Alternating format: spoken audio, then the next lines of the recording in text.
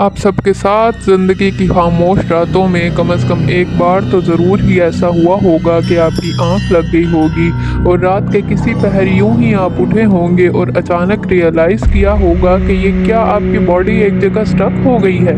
आखिर आप सिवाय अपनी आंखों के कोई और बॉडी पार्ट मूव क्यों नहीं कर सकते।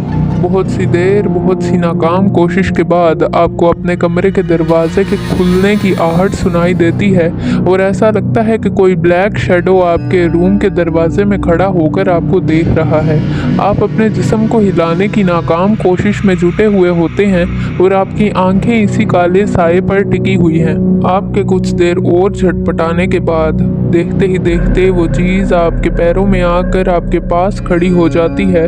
वो काली चीज़ और आप एक टक लगाए एक दूसरे को देख रहे होते हैं। आपका वजूद पसीने से लथपथ होता है और आप मन ही मन दुआ कर रहे होते हैं कि काश ये सब ख्वाब हो और जल्दी से टूट जाए। अरे ये क्या। आपको अपनी सांसें रुकती हुई महसूस होती हैं और अपने सीने पर कोई बहुत वजनी सी चीज़ महसूस होती है। अचानक आप नोटिस करते हैं कि थोड़ी देर पहले जो काली सी चीज़ आपको अपने सामने महसूस हो रही थी वो तो अब वहाँ नहीं है। एकदम को चैन की सांस आती है, पर फिर अपने सीने पर एकदम से बढ़ता हुआ बोझ सांस नहीं लेने देता और आप खुद पर थोड़ा और गौर करते हुए महसूस करते हैं कि थोड़ी देर पहले जो चीज़ आंखों के सामने खड़ी थी अब वो आपकी जस्ट पर बैठी हुई है और आपको गौर से देख रही है।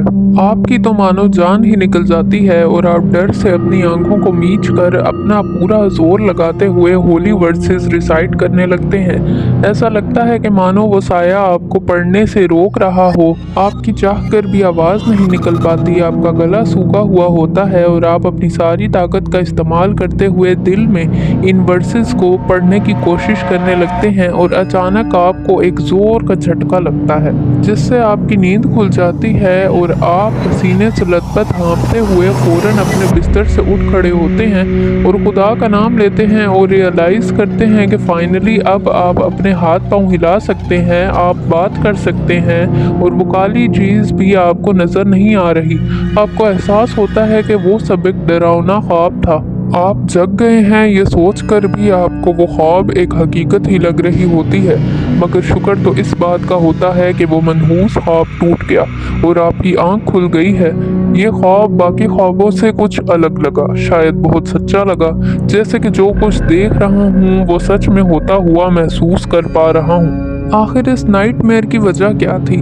जी हाँ, कुछ इस तरह के हकीकत आमोज ख्वाबों को कहते हैं स्लीप पैरालिसिस, यानी कि सोते हुए कुछ देर के लिए अपने जिस्म को मफलूज महसूस करना और अपने करीब किसी बुरी प्रेजेंस को फील करना और चाह कर भी जाग ना पाना। इस कंडीशन का शिकार अक्सर इन मासूम लोगों को देखा गया है जो कि जिन्नात या शयातीन की पोजेशन को फेस कर रहे हों या फिर इन पर तावीज़ या जादू वगैरह की अलामात ज़ाहिर हों, या फिर सिंपली कहा जा सकता है कि अगर एक शख्स अल्लाह का नाम लिए बगैर या वज़ू किए बगैर सोया हो तो अक्सर नापाकी की हालत में स्लीप पैरालिसिस की कंडीशंस ज़ाहिर होने लगती हैं। इस स्लीप पैरालिसिस जैसी ख़तरनाक कंडीशन की वजह जिन्नात की एक किस्म अलकाबूस या फिर अलजैतूम को माना जाता है जो आपको नींद में पोजेस करती हैं और इनको इंसानी नस्ल को तंग करके मज़ा आता है।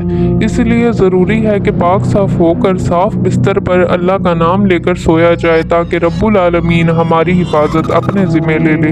आप बताइए, क्या आपने अपनी लाइफ में कभी ऐसा कोई एक्सपीरियंस किया है? क्या देखा है आपने कभी ऐसा डरावना रियलिस्टिक सा नाइटमेयर?